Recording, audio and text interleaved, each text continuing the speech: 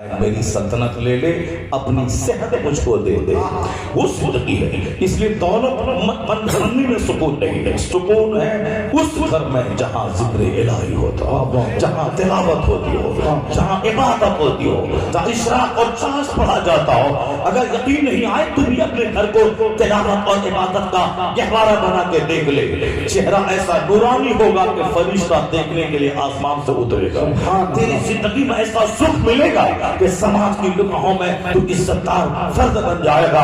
اور آج اربوں کی دولت میں آدمی مارے پھر رہا ہے، اپنا گھر چھوڑ کر کوئی ڈلجھیل جا رہا ہے، کوئی اوٹی جا رہا ہے، کوئی کشمیر جا رہا ہے، کوئی دلی گھومنے جا رہا ہے۔ میں بولتا ہوں دلی کیوں گھومنے جا رہا ہے یار؟ ایک چھٹی منانے دلی جا رہے ہیں۔ 50 کروڑ کا گھر ہے بہار میں، مگر کہاں جا رہا ہے؟ کشمیر۔ کیا دیکھنے کے لیے؟ پہاڑ دیکھنے کے لیے، ندی دیکھنے کے لیے، جھرنا دیکھنے کے لیے۔ اوٹی میں ہے کیا؟ پہاڑ ہے، برفیلی ہوا ہے، وہاں دیکھنے 50 کروڑ کا گھر۔ مکان میں کیا اب پہلے تو دیوار بنی، چھت بنی، چونا گردانی کر دیا، مکان ریڈی ہے، لیکن آج کل 50 کروڑ اگر لگ رہے ہیں دیوار اور چھت میں، اس سے ڈبل پیسے اس کے سجانے میں لگ جاتے ہیں۔ فال سے سیلنگ الگ ہے، پی او پی الگ ہے، صاحب پی او پی الگ ہے، پٹی الگ ہے، ٹھیک الگ ہے، لکڑی کا کاروبار، انٹیریئر ڈیکوریشن الگ ہے، اور پھر اس کے بعد نیچے قالین بچھانے والا مسئلہ الگ ہے۔ کشمیر میں جا کے دیکھیں بالکل قیمتی قالین، مکہ مدینہ میں جس طرح 5 اسٹار ہوٹل میں لوگ بچھاتے ہیں، اس طرح کے قالین کشمیر کے لوگ بچھاتے ہیں اپنے گھروں میں۔ گھر میں جائیں چاروں طرف مہنگے قالین ہے، فرنیچر کا کام ہے، گیسٹ روم الگ، ڈائننگ ہال الگ، اس میں یہ فرنیچر، اس میں صوفہ 10 لاکھ روپے کا صوفہ، یہ سب کرے ہوئے ہیں لوگ۔ لیکن گھر چھوڑ کے کہاں جا رہے ہیں؟ پہاڑ دیکھنے کے لیے۔ گھر چھوڑ کے جا رہے ہیں ندی دیکھنے کے لیے، گھر چھوڑ کے جا رہے ہیں صاحب وہ جھرنا دیکھنے کے لیے۔ کیوں گھر چھوڑ کے بھاگ رہا ہے یار؟ یہ تو غیر مسلم سب ایک ہو گئے۔ پوجا کی چھٹی ہے، بچوں کو لے کے نکل گئے، اجمیر کا بہانہ ہے، پہاڑ دیکھنے کا نشانہ ہے، نکل گئے۔ اب کہاں دیکھنا؟ کشمیر جانا ہے۔ جو پہلا والا ہے وہ امریکہ جا رہا ہے، وہاں کیا ہے؟ سمندر کے کنارے، وہاں سطح پہ جا کے ڈبکی لگا کے لیٹ گیا، یہی انجوائے ہو گیا۔ ابھی 1 مہینے کے بعد 25 دسمبر سے لے کے 31 نائٹ تک گوا میں سمندر کے کنارے لوگ پڑے رہیں گے، 10 لاکھ خرچ کر کے آئیں گے لوگ فورن سے، اور وہاں ڈبکی لگائیں گے، ننگے ریت پر سو جائیں گے۔ کیا مرد کیا عورت سب ننگے، مادرزاد پڑھنا، جانوروں کی طرف دیکھو تو لگے کوئی جانور ہے پڑا ہوا ہے، وہ کیا انجوائے کرے، زندگی کا مزہ لے رہے۔ 50 کروڑ کا گھر چھوڑ کے یہاں ریت پر سو کے زندگی کا مزہ لے رہے ہیں، سمندر جھرنا دیکھ کے آ رہے ہیں۔ یہ عذاب ہے اللہ کی طرف سے، جو آج گھومنے کا کلچر شروع ہو گیا ہے۔ اپنا مکان چھوڑ کر ندی نالا جھرنا دیکھنے لوگ جا رہے ہیں، یہ عذاب ہے۔ جس گھر میں 24 گھنٹے کامیڈی ہو، جس گھر میں فلمیں دیکھی جائیں، جس گھر میں گانے بجائے جائیں، جس گھر میں موسیقی اور میوزک بجتا ہو، جس گھر میں رات کے 3 بجے تک گانا اور دن کے 10 بجے تک سونا، اور جس گھر میں ہمیں ڈانس کرنا، باپ الگ گرل فرینڈ کے ساتھ، ماں الگ بوائے فرینڈ کے ساتھ چیٹ کر رہی ہے، جوان بیٹا الگ گرل فرینڈ سے چیٹ کر رہا ہے، جوان بیٹی الگ کمرے میں بیٹھ کر موبائل پہ دوسرے لڑکوں سے چیٹ کر رہی ہے۔ یہ 50 کروڑ کا گھر ہے کہ تحفہ خانہ ہے، یہ تنائف کا اڈا ہے، وہاں سارے لوگ اپنے مست رنگ میں مست ہیں، موبائل چلانے میں لگے ہوئے ہیں۔ جس گھر کو موبائل کا، جس گھر کو فضول باتوں کا اڈا بنا دیا گیا ہو، میوزک کا اڈا، گانے کا اڈا، گندی فلموں کا اڈا، گندے کام کا اڈا، کیسے وہاں دل لگے گا؟ وہ تو شیطان کا اڈا ہے، وہاں دل کیسے لگے گا؟ دیوار کاٹنے دوڑ رہی ہے، مارے پھر رہا ہے، ہم یہاں گھوم رہے وہاں گھوم رہے ہیں، اس گھر میں من نہیں لگے گا، شیطان کا بسیرا ہے۔ اس سے پوچھ جس کا گھر جھوپڑی کا ہے، 50 سال ہو گئے، گھر چھوڑنے کا دل نہیں کرتا، وہی تاکہ 50 قضا نہ ہو جائے، تہجد قضا نہ ہو جائے، افاقی قضا نہ ہو جائے، اسی گھر میں 40 سال سے ہے، گھر چھوڑنے کا من نہیں کرتا۔ اللہ کی رحمت ہے، جہاں تلاوت ہے، جہاں ذکر ہے، جہاں درود ہے، جہاں سجدہ ہے، اس گھر کو فرشتوں کا اڈا ہے، فرشتوں کا آنا جانا ہے۔ 100 سال رہے وہ گھر جنت کا نمونہ ٹکڑا بن جاتا ہے، وہاں جتنا رہتا جائے لذتیں بڑھتی چلی جاتی ہے۔ نعرہ تکبیر، نعرہ۔ مال کمایا اس کو مست رہنا چاہیے، اس کا چہرہ گلاب کی طرح کھلنا چاہیے، خوب آرام سے رہنا چاہیے، نہیں اندر سے اتنا دکھی ہے کہ دروازہ بند کر کے رونے کا من کر رہا، دروازہ بند کر کے رونے کو جھجھ رہا ہے،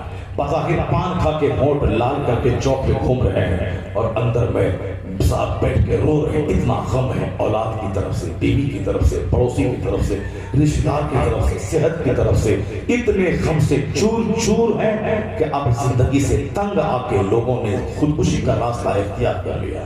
ارب پتی سے کھا کے مر رہا، کروڑوں میں کھیلنے والا اپنے کار میں پیٹرول چھڑک کے پورے پریوار کا خاتمہ کر رہا ہے۔ انجینئر 5 لاکھ کمانے والا 5 منزلہ مکان سے کود کر جان دے رہا ہے۔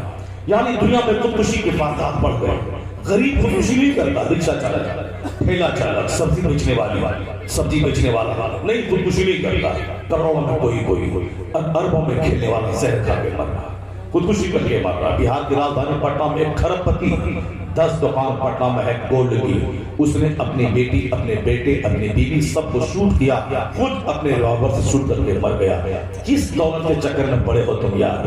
دولت، گھر، مکان، کوٹی کو پیوپی، قالین، صوفہ، گدا، یعنی ساری زندگی کی کمائی چھوٹے سے گھر بنانے میں لگا دیا۔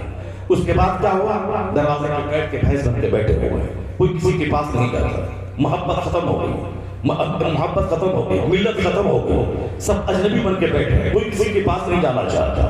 پہلے وہ غربت کا دن تھا کہ کسی کے گھر مہمان آتا تو سارا محلہ اپنا مہمان سمجھتا تھا۔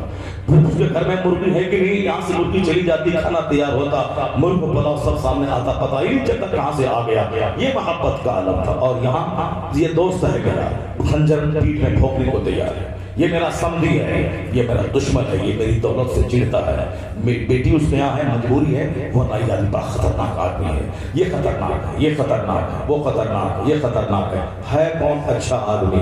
کس سماج میں جیتے ہو؟ چاروں طرف دشمن ہی دشمن ہے، چاروں طرف دشمن ہی دشمن ہے، نفرت کرنے والے لوگ موجود ہیں۔ ظاہر سی بات ہے، آج سے 50 سال پہلے مسلم آبادی سے گزر جاتے تھے تو آج سے 50 سال پہلے ہر گھر سے رات کے 3 بجے رونے کی آواز آتی تھی۔